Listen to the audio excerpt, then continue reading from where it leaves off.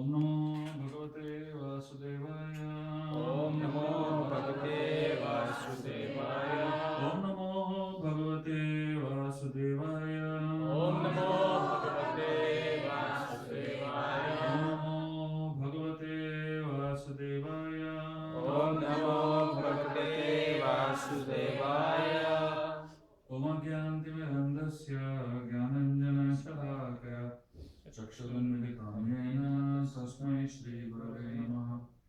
Shri Chaitanya Mahavishtam Sthapitam Yena Bhutale Swayam Rupa Kadamahyam Dadati Swapadantikam Vandeham Shri Guru Shri Yuta Padakamalam Shri Gurun Vaishnavanscha Shri Rupam Sagrajatam Sahagana Raghunatam Vitam Tam Sajivam Sadvaitam Savadhutam Parijana Sahitam Krishna Chaitanya Devam Shri Radha Krishna Padam Sahagana Lalita Shri Vishakhantam Sya He Krishna Karuna Sindhu Deenabandhu Jagatpate Gopesha Gopika Kanta Radha Kanta Namostute Tapta Kanchana Gaurangi Radhe Vrindavaneshwari Vishubhanu Devi Pranamami Hari Priye Vancha Kalpatarubhyascha Kripa Sindhubhya eva cha Prajnanam Pavanebhyo Vaishnavebhyo Namo Namaha. Jai Shri Krishna Chaitanya Prabhu Nityananda Shri Advaita Gadadhara Srivasadi Gaura Bhaktavrinda. Hare Krishna Krishna Krishna Hare Hare Hare Rama Rama Rama Hare Hare.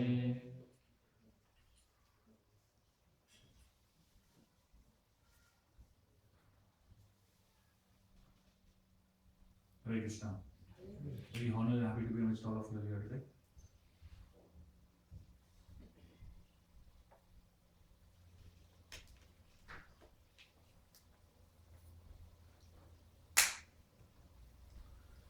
So we are going to speak on this subject known as secrets of lasting relationship, a subject that is not often discussed in ISKCON, but a subject that is extremely important for every devotee in ISKCON, because relationship is the foundation of everything in life, whether it be our spiritual lives or whether it be business, family life.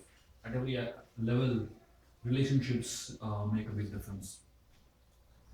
So today I'm going to speak some foundational understandings of relationships that can probably change the way you look at any relationship that you have or you will have in future. These principles that I'm going to speak about apply to all levels of relationships. It applies to husband-wife relationships. It also applies to parent-child relationships. It also applies to friendship. It also applies to professional relationships in the office environment. You will realize that these are principles that are very, very simple. And most of the things that I'm going to speak are just common sense. But unfortunately today, common sense is not so common. So we have to have seminars for it.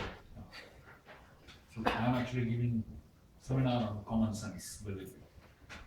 So please feel free to write down anything that you are inspired by. Try to remember whatever you can. And you will find that in the next 2 days, today and tomorrow, you will be flooded with a lot of information, so you can be ready. I can give you a guarantee that hearing the seminar one time is not going to be enough. So I'm happy that it's being recorded, so you can go back and hear it again whenever you can. But more than anything else, whatever I'm going to speak is there in my books. So please feel free to revise, read the books again. So it's like a what do you call it? Workbook type of thing. Here the seminar, you can go back and keep reading it again and again. So there's one book called Overnight Meditations that I have written, which is based on that the seminar is. developed, and that's a book that I recommend people to at least read 10 times. Not because I have written it, but because it's something that is very useful for devotees. It's something that can actually help devotees at many levels. So, success in any walk of life depends on success in relationships. So, if you look at in the recent past, if you look at the types of suicides or people who are really dying in this world, you look at the reasons for which they're dying. 90% of the people who die don't die out of any external defects or problems. Nobody who has physical defects dies. Nobody who has external problems die. But people die out of sadness. And most of the sadness is caused due to broken relationships. 90% of the Bollywood movies is all about love. Either love which is good or love that is bad. And in most movies you'll find, somebody with a gun, somebody with a knife, just because of the whole aspect of frustrated love. So today we're going to explore what exactly relationships are in great depths. Life is about four things. Every human being has what we call as four needs. The first need is the need to live. Nobody wants to die. Everyone wants to live forever. And therefore this whole pharma industry, the whole hospital industry is thriving because there's a desperate desire for people to live. But while living, people don't want to just live, but they also want to learn. That means everyone wants to upgrade in one's knowledge and understanding of life. But it's not just enough to live and to learn, but the third L of life is need to love. Give love and experience love. This is one of the most fundamental needs of human beings. Human beings are not rational animals, they are relational animals. Therefore, you'll find, so why is social media thriving so much? The reason social media is thriving so much is because people are desperate for relationships. And unfortunately, when it comes to live relationships, it is very difficult for people to have live relationships which are good. Because there's always some heartbreaks. Therefore, they prefer social media relationships because you can switch off and switch on anytime. You can unfriend a person anytime. But in live relationships, you tell somebody, you try to put somebody on silent mode, they start vibrating even more. Very difficult to handle people in reality, in real life. The egos are so bad. Therefore, people prefer social media. Friends on Facebook, people whom you can chat with, whom you don't know. And it doesn't matter if you disconnect from them, also doesn't matter, we'll get one more. But the need for social relationships, the need for relationships, it's not forgotten. The need is desperately there. Therefore, the fourth need of every human being, so the first is the need to live, the need to learn, then the third is the need to love, and the fourth is the need to leave a legacy. What is the meaning of leave a legacy? Leave a legacy means, much after you are gone, how do you want to be known? So, there are two ways in which people can know you. Either people think that, good, this fellow died. They'll celebrate, That's one way that people can know you. The other way is, people remember you for what you have given them. No one remembers you for what you have. People always remember you for what you give. The need for leaving a legacy essentially means, how do you leave a legacy? You leave a legacy in people's hearts, depending on the way you connect with them, depending on the quality of your relationships. And therefore, what we do in life and how we connect with people determines how we are remembered much after we are gone. Human beings live for a certain duration of time, say 1977 to 2010. So that whole period of their life is marked by a dash in between. 1977-2010.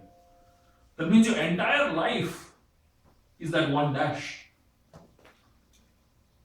The quality of that dash determines whether you'll be remembered much later or not. And therefore, Peter Burwash, one of our devotees, he wrote this book called The Dash of Life. It's a very interesting title because the quality of what you do in that dash, it's a very small dash. After you die, it's just one small dash. But the quality of that dash determines, whether you're remembered after you're gone. Relationships is like a bird. If you squeeze it too much, it dies. If you set it free, it flies. But if you give it love and affection, it stays.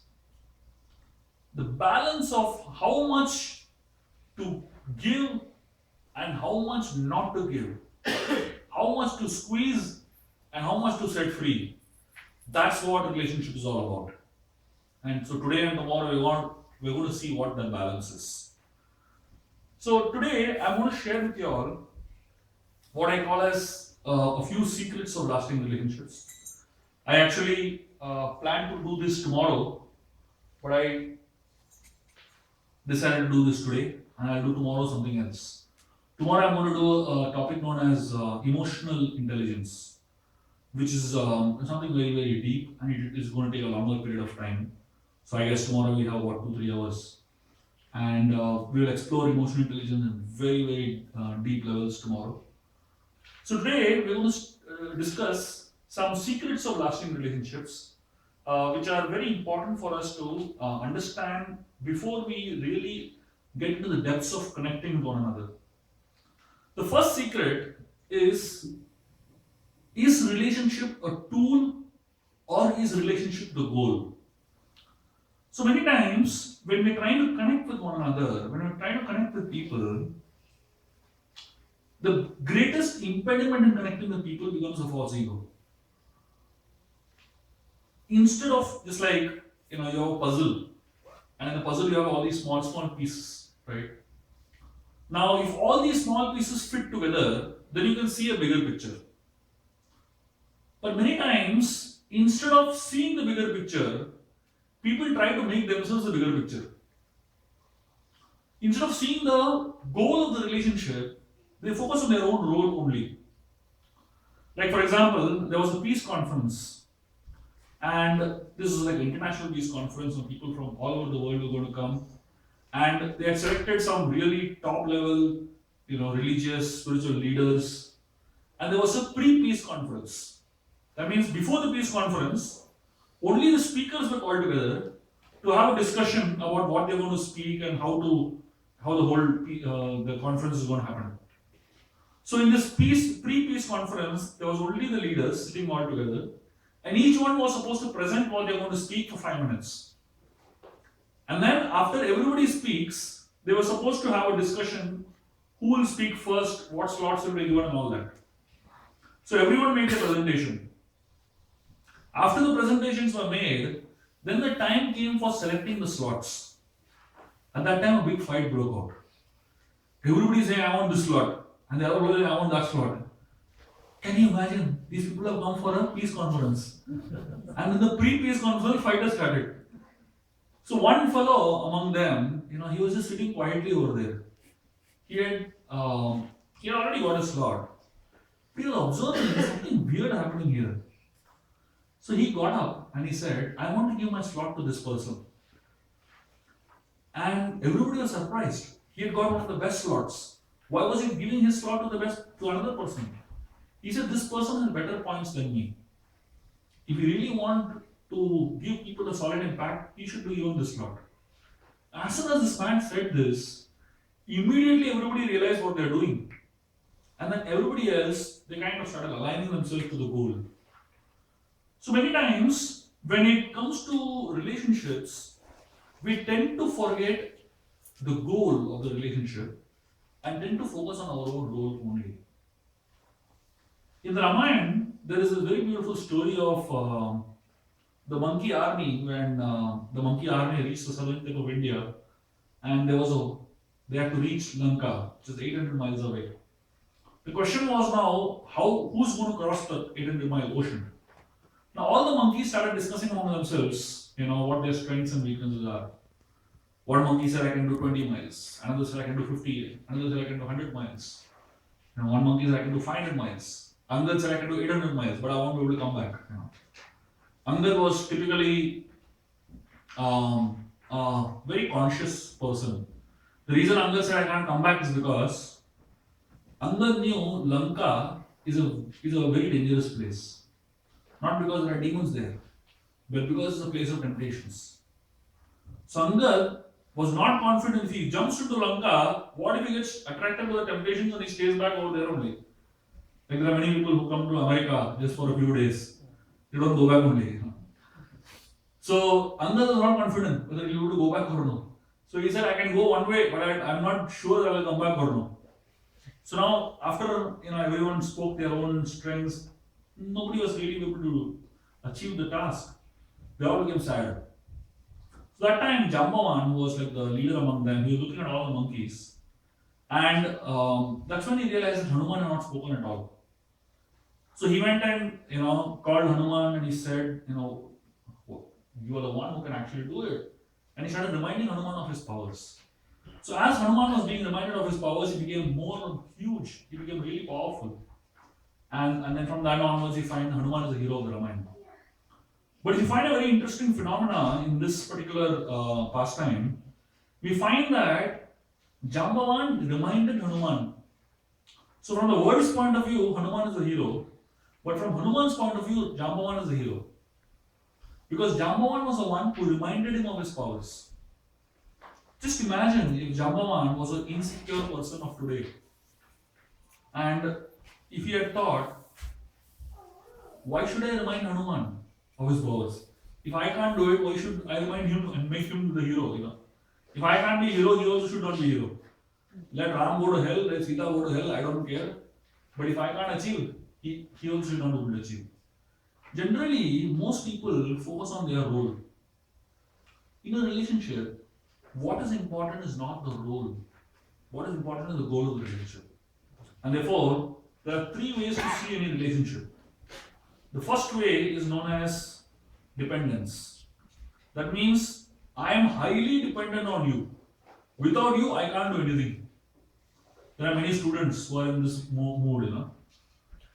If the person in front of them doesn't come for exam, they will fail. Highly dependent people. This is a highly dependent relationship. It's known as parasitic relationship. It's sucked from the other fellow. Then there is a relationship known as independence. That means I don't need anybody. I can be on my own. There are many people like that in this world, who go through one or two heartburns in their life and then they say, "Bas ho gaya. I don't want anyone in my life." They feel that they can do everything on their own. That is the second type of people, independence. The third type of people are known as who follow the principle of interdependence. Interdependence means I have my strengths, but I also have my weaknesses. And you have your strengths, but you also have your weaknesses. And therefore we synergize. And that synergy creates harmonious relationships and beautiful relationships. Because the focus there is not on the role, not on each one's role, but it's on the goal of what we can achieve in a relationship. The second very important aspect of relationship is known as 4 A's of effective relationships. These 4 A's are very simple principles of relationships, but these are very powerful principles. And anytime these 4 A's are applied, relationships just enhance like anything. The first A is known as acceptance. In the Vidura Niti, Vidura gives 2 examples. The first example he gives is of a honeybee. He says, people should be like honeybee. When honeybee goes and sits on a flower, it takes a little nectar from one flower, sucks a little nectar from one flower. Then it goes and sits on the next flower, sucks a little more nectar from the second flower. Then it goes and sits on the third flower. So it just takes little from every flower. Have you ever seen a honeybee taking so much nectar from one flower that the flower dies? No. The honeybee is very sensitive to the flower. Unfortunately today, people don't understand this principle. What we know is We squeeze a person as much as possible. And when the person is useless, throw him out and get somebody else. This is known as use and throw relationships. So we tend to use people and we tend to love things. Ideally, we should be loving people and using things. But we tend to use people and love things. The reason is because acceptance means that we accept people as they are rather than expecting them to become as we are. We tend to have very high expectations from people. And when they don't fulfill your expectations, then they are useless for us. And the reason we tend to have very high expectation from people is that we expect them to become a Xerox copy of ourselves. So what people actually want in a relationship is every person who is connecting to me should become a photocopy of me. Should have same likes and dislikes like me. Should have same interests like me. Should have same mindset like me. Unfortunately, people are different. And the more we tend to look at people and accept people as they are, the better it is for the relationship. The second A is known as appreciation. Appreciation should be done in public, and criticism should be done in private. Unfortunately, we do criticism publicly and appreciation, if at all, privately. People struggle so much to appreciate each other today. What people do in the name of appreciation is actually flattery. People don't really appreciate one another. In ISKCON, especially, when we say that you want to appreciate some other devotee, we actually don't appreciate. Most of the time we flatter. What is the difference between appreciation and flattery? Flattery involves only one organ of the body, that is the lips. Whatever comes in your mouth, you speak. Prabhuji, you're like Krishna only for me. What does it mean? Nothing. It doesn't really mean anything, and you don't even really mean it. But you're just saying it because you are in a devotional atmosphere and it's expected that you should do some appreciation. The difference between appreciation and flattery is just lip talk, but appreciation involves many aspects. Appreciation involves the eyes to observe first. That means you observe the good qualities of the person. Then it requires a mind to analyze. Analyze the good qualities of the person. Then your heart feels. And then your lips talk. And when you speak that way, what comes out is appreciation, and such appreciation encourages the person. But flattery doesn't encourage a person, it only boosts the false ego. So what we need to do in our lives is appreciation. And appreciation should be done continuously, constantly, consciously, constructively. If appreciation is done in that way, the relationship really becomes very powerful. I don't know if you ever noticed this, if you look at all our scriptures, whether it is the Gita, the Bhagavad, Mahabharata, Ramayana, wherever people are addressed, it's a very interesting way of addressing it. Like for example, in the Gita, Krishna calls Arjun as Gudakesh sometimes. He calls him as Parantapa, he calls him as Savyasachi, he calls him by so many names. Why? And even Arjun calls Krishna by so many names. He calls him Govinda, Madhusudan, so many names he calls him. Why? The reason is because just by calling each other different names, they're actually appreciating different qualities of one another. When Krishna calls him as Gudakesh, he's appreciating the qualities of Arjun that he has conquered sleep. I mean, can you imagine? Just a simple thing. Just by calling a name, you're actually appreciating the person's quality. And that means in the Vedic culture, appreciation is like a part of the vocabulary. It's just part of our day-to-day dealings. But unfortunately, because we don't do that kind of appreciation, we have to actually think a lot before appreciating. Appreciation really touches the heart. There was one person whom I was giving a lecture in a pre-marriage reception or something like that. It was like a pre-marriage gathering. They called me to speak. So I was speaking there, and I was speaking about appreciation, how important the appreciation and relationship. One old man got up, like a 75-year-old man. This fellow said, "I'm staying with my wife for the last 50 years. Does it not mean that I appreciate her? Do I have to actually say that I appreciate her?" I told him, I looked at him and I told him, you have a brilliant smile. This guy, you should have seen his face. His smile became even bigger. He became really happy. I asked him, how did you feel? He said, very nice. I said, 75 years you have been smiling, and after 75 years also I'm appreciating you are still feeling good about it. I said, that's exactly how it is. No matter how much people are appreciated, it's not enough. And people need to be appreciated to actually feel loved also. So the first A is acceptance, the second A is appreciation, the third A is acknowledgement. In a relationship, people need to feel acknowledged. Their presence needs to feel acknowledged. One time in our community, in our temple, there was a man who wrote a complaint, an email with a huge list of complaints against the management. Now there are two ways the management could have dealt with it. One way was that they could have just neglected it because this person is not really a very important person or something like that. But unfortunately, fortunately, the management decided to actually appoint a very senior person to go and sit with him and find out what exactly is happening. So the senior devotee sat with this man for 2 hours, and this man had only negative things to say. 2 hours constantly only speaking negative. Next day they again met. Another 2 hours, only negative. They met like this for 4 days continuously. And after 4 days, when this fellow came, the 5th day, this fellow was a changed person. He actually had tears in his eyes. He was crying and was talking about all the positive things about the management. Now, what did this devotee do? Nothing much. He just sat and heard him. That's all. Many times when people come to me with their problems, I'm sitting with them, hearing them for an hour. They're going on and on with what they're going through in their life. And after 1 hour, they're telling me, thank you very much, Prabhuji, you solved our problem. Most of the time, I'm not even open my mouth.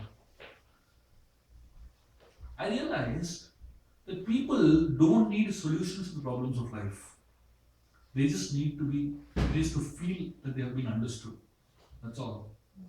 Because most problems in life don't have a solution. There are very few problems that actually have a solution. Most problems have to be tolerated, and some problems have to be neglected. There are very few problems that can actually be solved. In Ayodhya, when Dasharath wanted to appoint the next king, he asked the citizens of Ayodhya who should be the next king, and everyone was enthusiastic that Ram should be the king. So Dasharath asked all of them, what is it in Ram that you all see that you all feel that he should be the king? And one of the things that the citizens of Ayodhya said, they said that Ram connects with us so intimately, so much, that he comes to our house even when we don't call him. He just comes to all our houses. And they said that when we have a problem, when we have a difficulty and we are going through a crisis, Ram comes and he cries with us. In fact, he cries more than our family members also. And they said when we have a joyful moment in our lives, Ram comes and he's more happy than our family members. They said we have no idea why and how Ram does that. Now, if you notice this section, it's a very interesting thing that citizens of Ayodhya, they don't say that when we have difficulties in life, Ram comes and solves our problems. They say that Ram comes and cries with us. Which essentially means that Ram is not solving everybody's problem, though he is God over there. Why? Not all problems are meant to be solved. Some problems are meant to be tolerated, some problems are meant to be neglected. And therefore, when people feel acknowledged, they actually feel valued. So first thing is acceptance, second thing is appreciation, and third thing is acknowledgement. And if these three A's are not done, then a fourth A follows. The fourth A is known as alienation. Suddenly people start feeling that they're staying with an alien. If they don't feel enough acknowledged, enough appreciated, and enough accepted, they start feeling that they're staying with the alien. Alien speaks different language. He's in a different world. And we can't understand what the fellow is saying. That's what an alien is. Right? So many times in the relationship, when people are not accepted, not acknowledged, and not appreciated, they feel disconnected from one another. And that disconnection is very dangerous for a relationship. And that disconnection actually takes the relationship apart. One of the most important needs in a relationship is the need to be understood. In Ayodhya, there are different ministers who handle different departments. And one of the departments in Ayodhya is handled by a minister named Ashoka. And this entire department is only meant for one purpose. You know what's the purpose of the department? The purpose of this department is to make sure that people don't have grudges.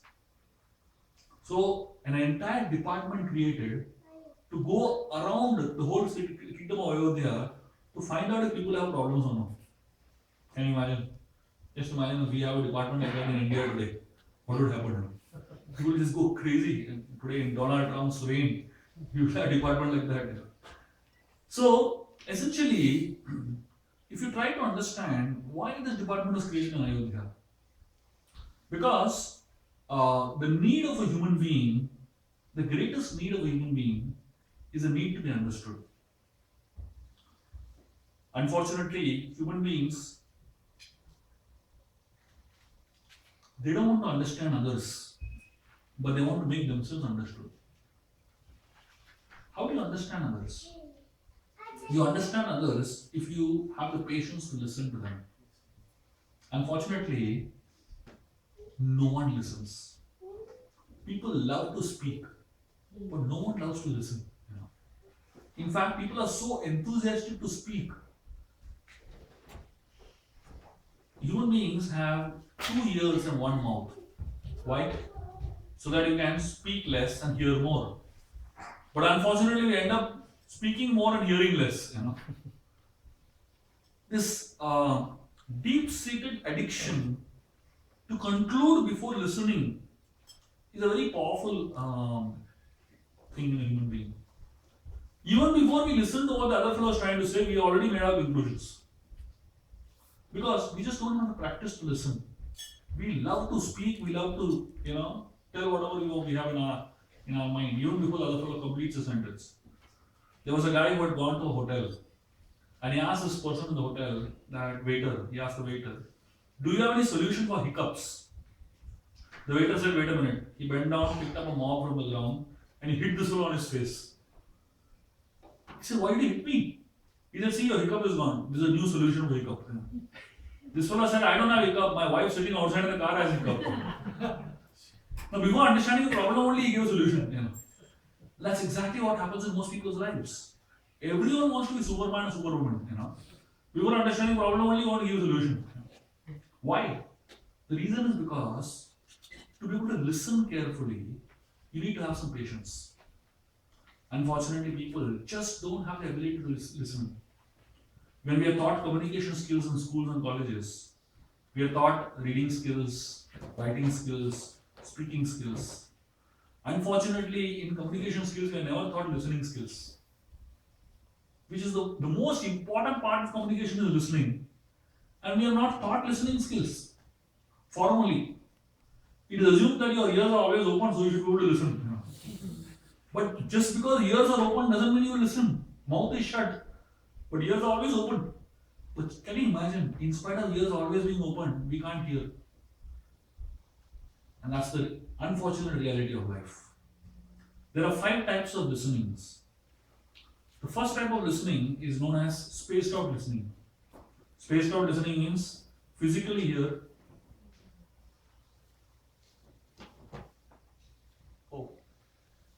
Just lose connection. Yeah.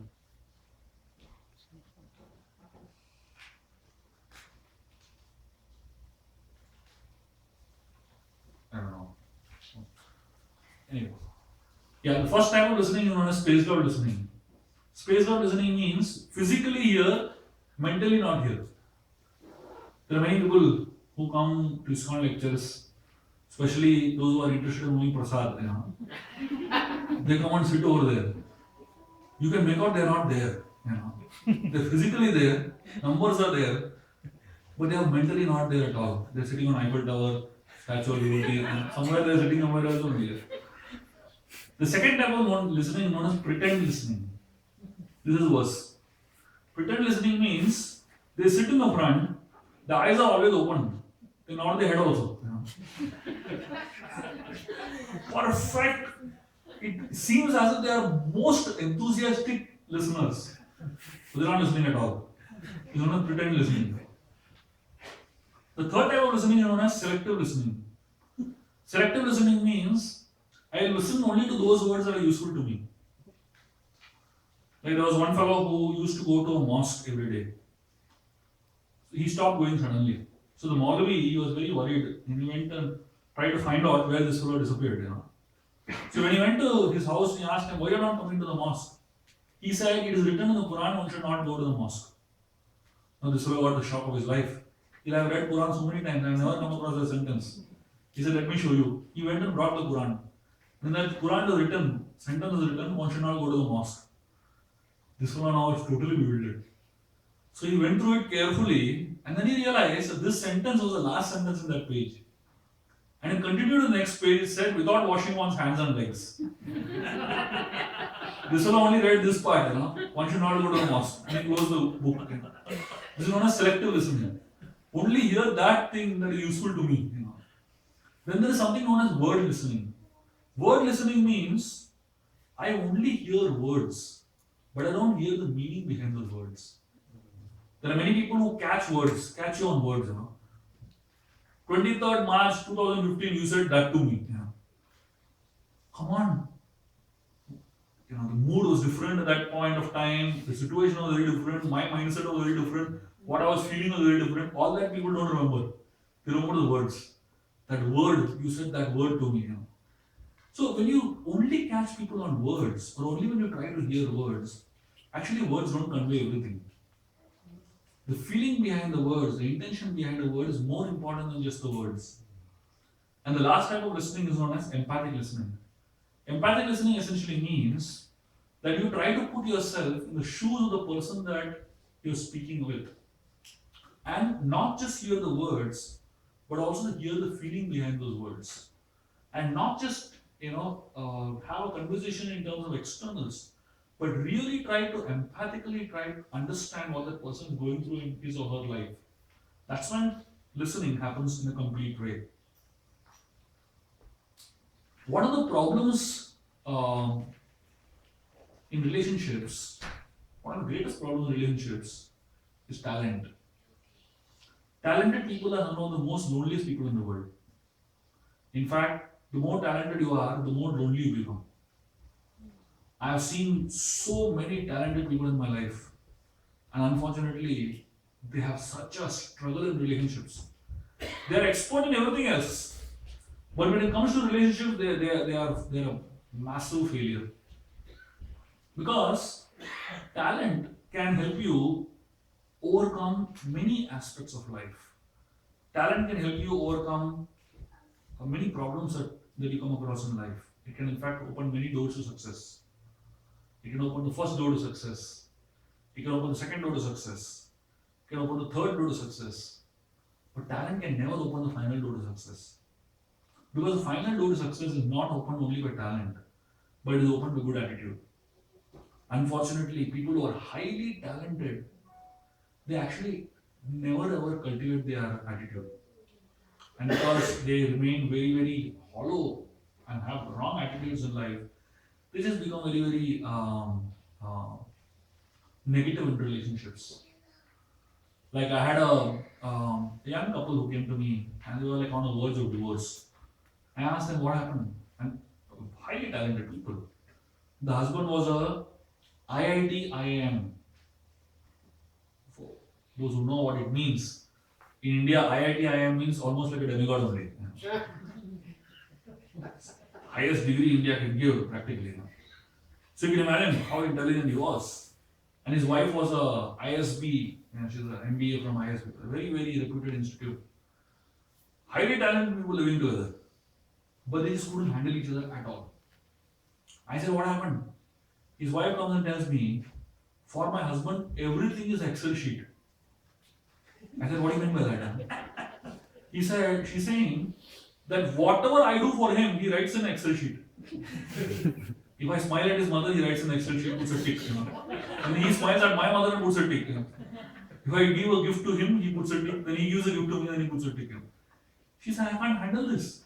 For him, everything is Excel sheet. So when people are highly talented, talent sometimes becomes like it kind of chokes your ability to connect with one another. Some of the people who have the highest IQs have the lowest EQs. And that's what we're going to discuss tomorrow. Because in relationship, if you don't have a strong emotional quotient, it's very difficult to connect on a stable level. And unless and until we learn to develop our own emotions and develop our own ability to connect with other people's emotions and develop our ability to understand other people's emotions, the relationships will become meaningless practically. So, when people are hired in the Australian Army, there is a very interesting test, very interesting requirement that they have. They try to see if you have ever had an academic failure in your life. And if you have never failed in academics, they don't take you in the army. Can you imagine? One place where if you have failed, you are welcome. The reason they don't take a person who has never failed is because they don't know how this guy will handle failures. This is the problem with talented people. Because whatever problems they have come across in their life, talent has been able to help them overcome it. But when it comes to relationships, no matter how much talented they are, this problem can't be solved by talent. And therefore, they go through such crisis when they cannot handle a relationship properly. Because they are not used to solving a problem without talent. Relationships is something that talent cannot help you with. What is really needed to help connect with, overcome problems in a relationship is a good attitude. Like there was a young couple that came to me. Few months of their marriage, they were going through a divorce. I said, what happened? The husband and wife, I asked them, where did the fight begin? They said fight began first day only. I said, what happened? They said, first day in the morning, the husband was brushing his teeth. So the fellow, he squeezed the toothpaste from top. The wife said, why are you squeezing from top? Squeeze from below. The husband said, no, mera style hai. Upar se squeeze. That's where the fight began. Can you imagine now? What difference it makes whether you squeeze the toothpaste below or on top? Unfortunately, when you don't have the right attitude and the mind doesn't have the ability to process, it's always thinking from the point of view of right and wrong. When somebody is right, doesn't mean the other person is wrong. There can be many rights and there can be many wrongs. But unfortunately, when you are highly talented, you cannot handle other things. You just either it has to be right or it has to be wrong. Nothing in between. And therefore, having the right attitude is very, very fundamentally important for having good relationships in life. Another very important aspect of relationship is our ability to see others' faults, see others' shortcomings, and see our own shortcomings. In the Mahabharata, there is a very interesting story of Dronacharya who called Duryodhan and Yudhishthira. He told Duryodhan, go into the kingdom and at least find one person who is better than you. And he told Yudhishthira, go at least and find one person who is worse than you. So Duryodhan went out, searched hundreds and thousands of people he met. He came back and told Dronacharya, sorry, I couldn't even find one person better than me. Because every person I had one defect that I didn't have. And Yudhishthira went and came back and he said, I'm sorry, I couldn't find any person worse than me. Because every person had one good quality that I didn't have. Dronacharya said, I have found both the people. He told Duryodhan, the one person who is better than you is Yudhishthira. And the one person worse than you is Duryodhan. So our analysis of others are sometimes expressions of our own needs and values. So when we look at somebody else, how do we look at them? That determines who we are actually. There is something known as the lens principle. The lens principle says who you are determines what you see. Depending on what your inner substance is, that is what you will see in others. Duryodhana could only see faults in others. And Yudhishthira could only see good in others, depending on who they are. So who you are determines what you see. Second thing is, who you are determines how you see others. There was a man who came to a village for the first time in his life. And he stopped at the entrance of the village and he met an old man. And he asked the old man, how are the people in the village? The old man asked him a question. He said, how are the people in the village you came from? This fellow said, all useless people. Completely selfish, cruel, completely bad people. The old man said, same here. This fellow entered the village very sadly. After some time, another man came and he met the same old man. And he asked the same question, how are the people in this village? The old man asked him the same question, how are the people in the village you came from? He said, they are such kind, amazing, gentle people, very loving, very caring. The old man said, same here. Same old man, same village, and same people. But he gave them two different opinions. Because who you are determines how you see others. If you are kind-hearted, you will say everybody is kind-hearted. If you are very critical, you will find everybody around you critical. And then who you are determines how you see life. Depending on what you are made up of, what your inner substance is, that is what you will see everywhere around you. There are many people who see life as completely bad. And there are some people who see life as very beautiful. There are some people who see life as no colors at all, boring, same everyday, same thing. And there are some people who see life as so beautiful, so many colors, so many varieties. It's not that life is, different. It just depends on what lens you are wearing. If you're wearing the right lens, that is the way you will see life. There was a small child who wanted to play a prank on his grandfather. The grandfather was sleeping on an easy chair. The child went and he took some piece of old smelly cheese and put it on the mustache of the grandfather. And he went and hid. The grandfather got up and he started smelling. He said, this room is stinking today. He went to the next room. He said, this room also stinking. He went all around the house. He said, the whole house is stinking today. He went outside the house. He said, the whole world is stinking today. Where was the stink? Below his nose.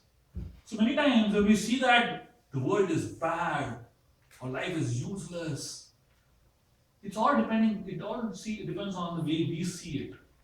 It's our own lens. And if we just change our lens, a lot of things change. When we look at people, we see them as either good or bad. There are 5 ways to see people. The first way to see people is you only see the bad and magnify the bad like anything. The second way to see people is see good and bad but magnify the bad. The third way to see people is see good and bad and emphasize both. The fourth way to see people is see good and bad but magnify the good. And the fifth way to see people is see good and bad but only focus on the good and magnify it like anything. Now, depending on who we are, we end up seeing people in 5 different ways. Of course, I don't think we can see people only good and only magnify that.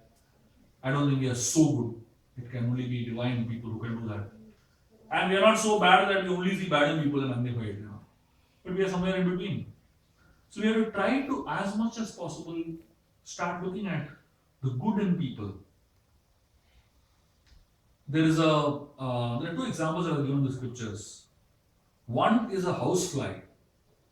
A housefly, if you look at the nature of flies, if the fly goes into a garden with beautiful flowers also, you'll find the fly will not sit on any of the flowers, it will go and sit on some piece of dirt. And in the same garden, you'll find a honeybee. And a honeybee, no matter how much dirt is there, even if it's in the middle of a garbage bin, it will focus on one flower and sit on that flower. So now we need to decide what mentality we want to adopt. Do we want to adopt the honeybee mentality or do we want to adopt the housefly mentality? Depending on which mentality we adopt, we develop a certain type of personality and certain type of mindset in our personal lives.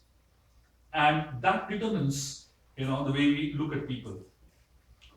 When we look at relationships in life, by proving that somebody is wrong in a relationship, you can never get the relationship right. In a relationship, whoever is proved wrong, somehow the relationship itself goes wrong. The ego needs to prove that I am right and you're wrong. That's the nature of the false ego. Desperate to prove that I'm right and you're wrong.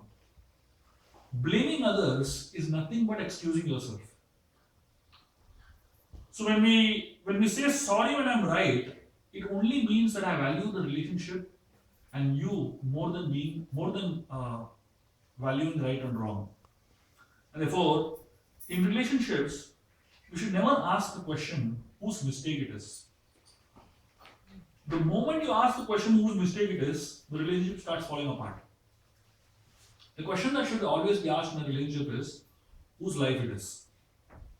Just imagine you are driving on a highway and there's a huge highway and you are in a car driving the right direction, and as you're driving, in front of you a huge black truck comes.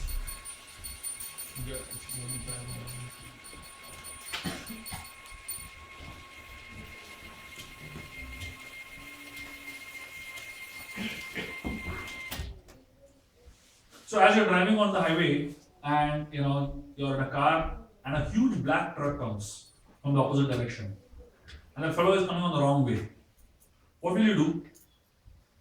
You'll adjust yourself to save the prevent meeting an accident. Suppose you go a little further and second black truck comes, what will you do? Again you'll adjust yourself. Suppose you go a little further, the third black truck comes, what will you do? Again you'll adjust. Suppose the 20th truck comes, what will you do? You'll again adjust. Because when it comes to limitations of traffic on the road, the question you ask yourself is not whose mistake it is. The question you ask yourself is whose life it is. And suppose you decide how many times I will adjust. Let Aflo adjust now. And you don't move. And the truck bangs you. And you'll end up in a hospital with your hand and leg fractured. And somebody comes and asks you, what happened? You can't say, I was right and he was wrong. Doesn't make any sense. Similarly, in relationships also, there's a lot of limitation in the traffic on the road of relationships. Whenever you ask this question, whose mistake it is, then you actually end up messing the relationship. The question that you should always ask is whose life it is. In every relationship, there is a golden egg. And I'm sure all of you have heard of the farmer that had a hen that laid the golden egg. So in every relationship is like a hen. And the golden egg is all the beautiful things that come out of the relationship as a result of the relationship. But the problem with the hen is that it eats too much. The front part really eats a lot. So the farmer got really irritated. How much is someone eating? Only the back part is useful to me, the front part is useless to me. So he said, let me cut the hen into half. Only keep the back part, throw the front part out. In every relationship, you'll always remember there's a front part and a back part. There's a useful part and a not so useful part.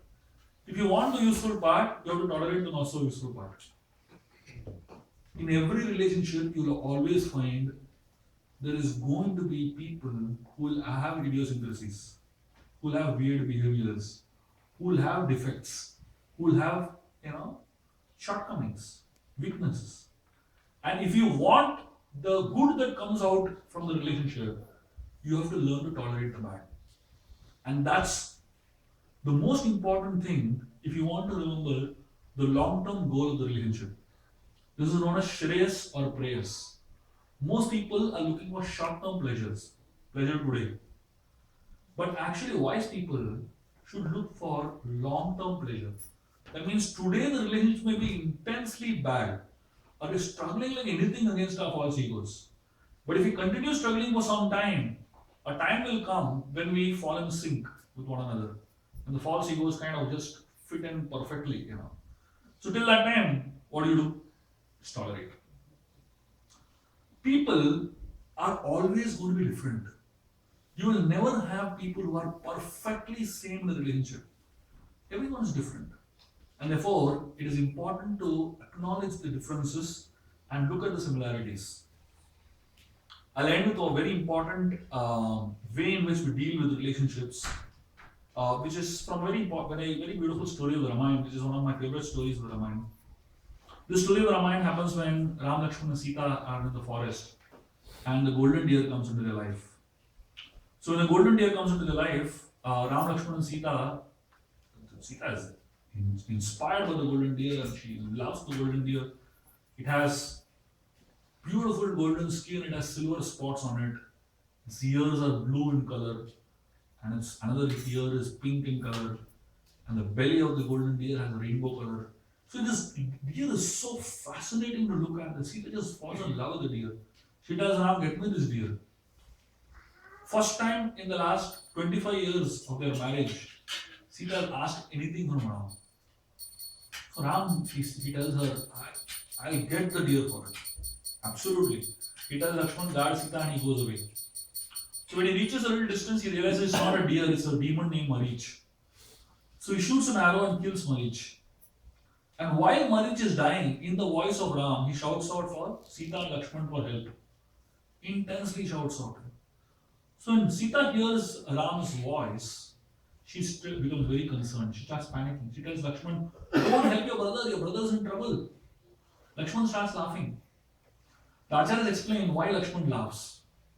Lakshman is the guru of course. Lakshman is thinking that generally when a living entity is in trouble, when all of us are in trouble, what do? We shout out to God, "Oh God, please help me." But this is the first time when God is in trouble, he's shouting out, "Oh living entity, please help me." So Lakshman is laughing, thinking like that. I have never heard that God calls out to a living entity for help. So Lakshman tells her, "Don't worry, Ram cannot be in trouble." Sita tells, "Come on, don't you hear? You didn't hear Ram's voice. Why are you so complacent?" She starts pushing him like anything. Lakshman is not budging from there. So finally, Sita uses very heavy words to push Lakshman away. So here is a conflict between Sita's concern and Lakshman's confidence. It's not that Sita and Lakshman were not wanting safety of Ram. Both wanted Ram to be safe, but at the same time, they were looking at Ram from two different points of view. Sita was concerned about Ram, and Lakshman was confident about Ram. Who is right? Sita is right or Lakshman is right? Or who is wrong? Sita is wrong or Lakshman is wrong? Neither of them are. They're just looking at the same scene from two different perspectives. So you don't have to be right or wrong to get into a conflicting situation. Conflict just happened like that only. Yeah. So Sita starts blaming Lakshman, and she in fact abuses him literally. So now Lakshman, for the last 13 years, he has been serving like a menial servant to Sita and Ram. Left his family, left his wife, left the comfort of his house. Everything he has left for these two people.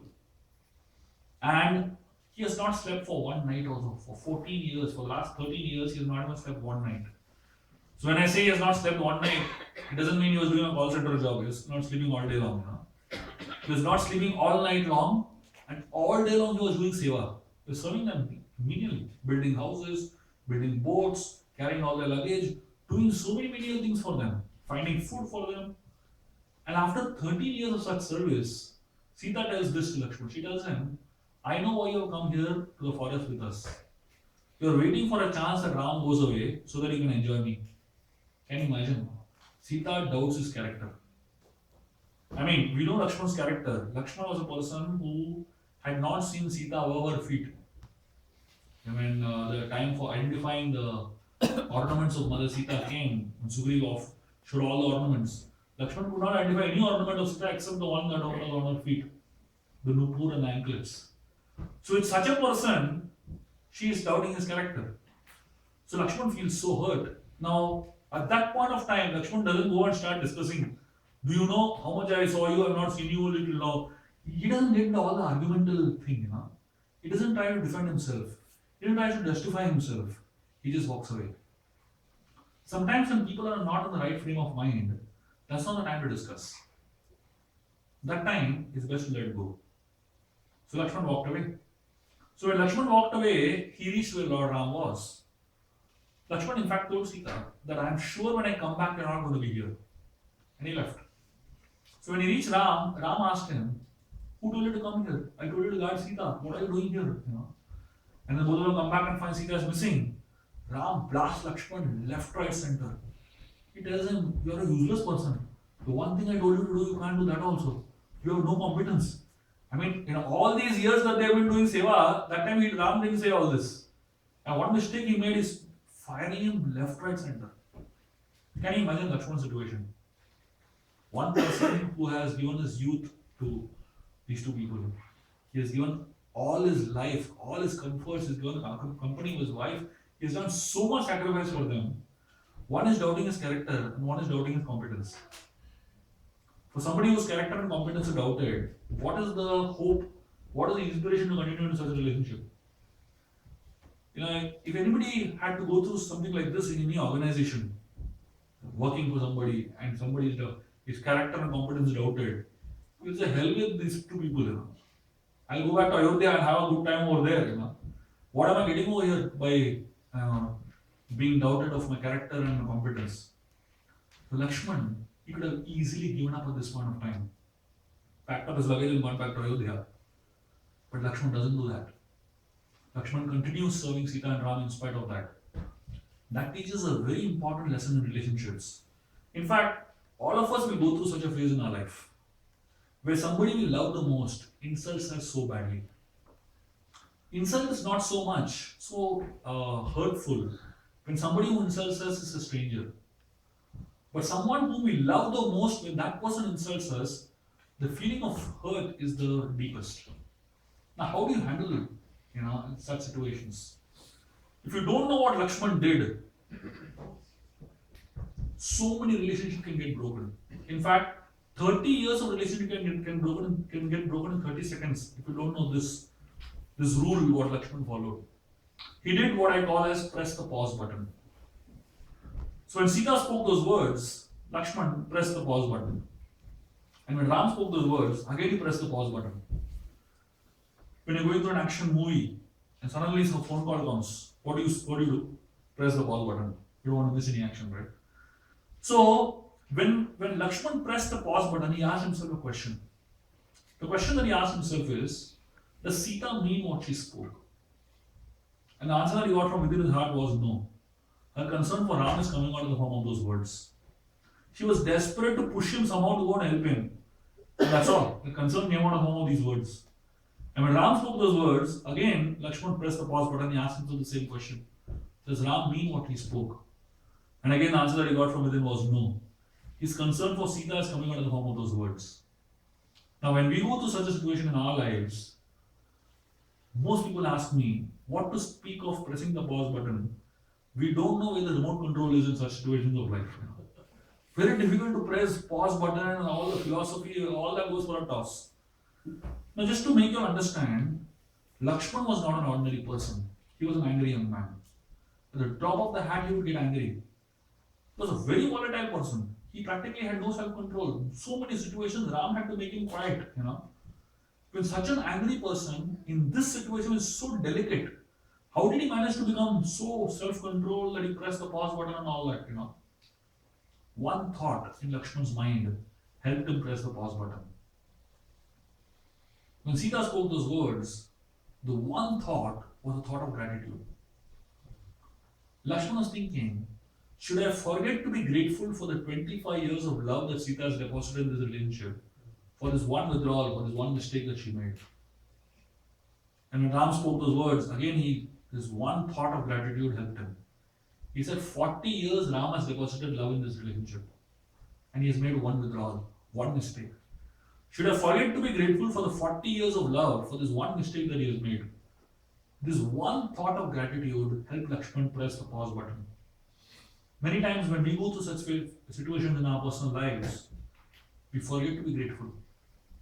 We forget to be grateful for all the years and years and years of love that has been deposited in the relationship. And we just focus on that one withdrawal, that one negative experience. This thought of gratitude is a very important thought for human beings to have, especially when it comes to important relationships of life. We cannot control what others do or what others say, but we can definitely control what we do and what we say. Therefore, it is very important for us to develop this whole thought process of controlling our own emotions. It is said the quality of my communication with the world outside determines my success. But the quality of my communication with the world inside determines my happiness. Tomorrow, as we're going to continue this discussion on relationships, I'm going to speak more about how to handle your own emotions and how to identify your own emotions, and then how to manage other people's emotions and how to help handle other people's emotions. And only when we have the combination of these four things, then we will be able to have relationships in a more effective way. Just summarizing everything we spoke today, I started by speaking about tool or goal. We need to focus on relationship, not on our own role, but on the goal of the relationship. Here we spoke about the story of Hanuman and Jambavan. Jambavan focused on the goal of the relationship and not just on his personal role. Then we spoke about the 4 A's of relationships. We spoke about acceptance, appreciation, acknowledgement, and alienation. Then we spoke about talent versus attitude, how important talent is. And in fact, talent becomes many times an obstacle if you don't have good attitude in relationships. Then we spoke about how one should not judge, but rather look at people as they are. Here we spoke about the lens principle, how one should when we look at others, our analysis of others are expressions of our own needs and values. Spoke of the story of Duryodhana and Yudhishthira here. Then we spoke about preparing for relationships. Here we spoke about the lens principle. Who you are determines what you see. Who you are determines how you see others, and who you are determines how you see life. And then we spoke about being happy with yourself. That means here we spoke about how one should look at our own strengths and weaknesses. Each one of us have our own unique qualities, and others also have their own unique qualities. So that means be satisfied with who you are and not try to imitate somebody else. We'll speak more on this tomorrow. And then finally we spoke about react or respond. And here we spoke about the concept of pressing the pause button in the story of Lakshman. I'll stop here. Thank you very much. We are getting late for just 1 minute left. So probably you can just make some announcements if there is a need to make announcements. Few minutes if there's one or two questions. Okay. The Aarti doesn't begin exactly on time. Yeah. Okay. If anybody has any quick question.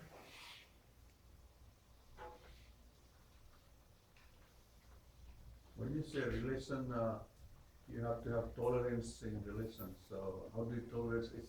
Maybe you can tolerate in family settings, but how can you do that in business settings? Tolerate. People will, Yeah, so in business settings, there's a difference between the way you deal with people in business settings and family setting. In family, there is love. The prime motivating factor is love. In business, the prime motivating factor is never love. You can't love your business partner. Doesn't make sense. In business, you need to approach people in a very different way. In business, it's all need-based relationships.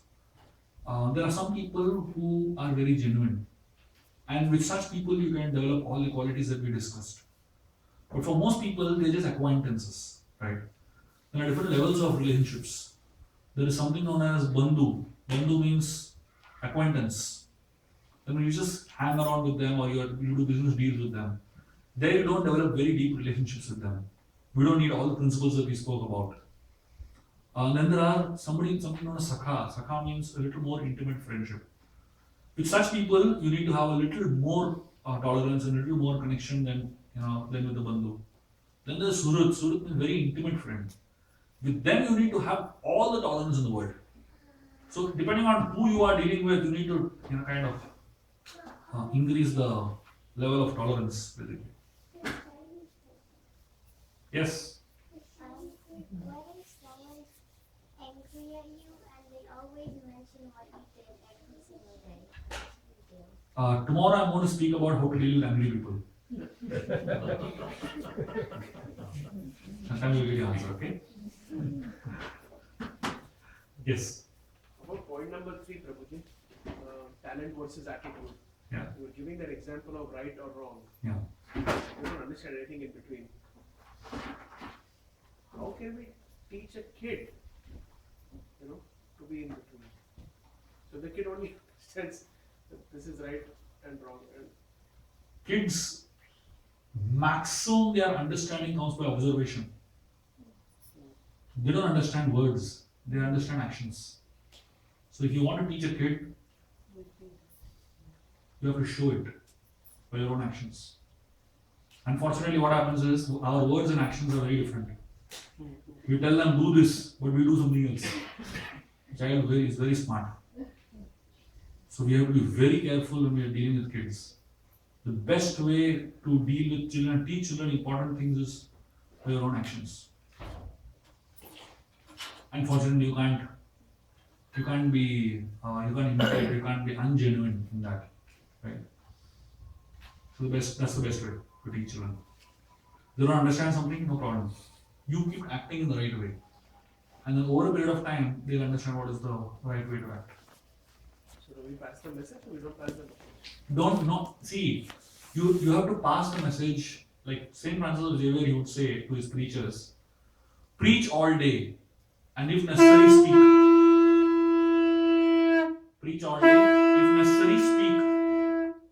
That means preach by actions, basically. Another question I'll ask you offline. We can continue tomorrow. Yeah, tomorrow's fine. Thank you very much.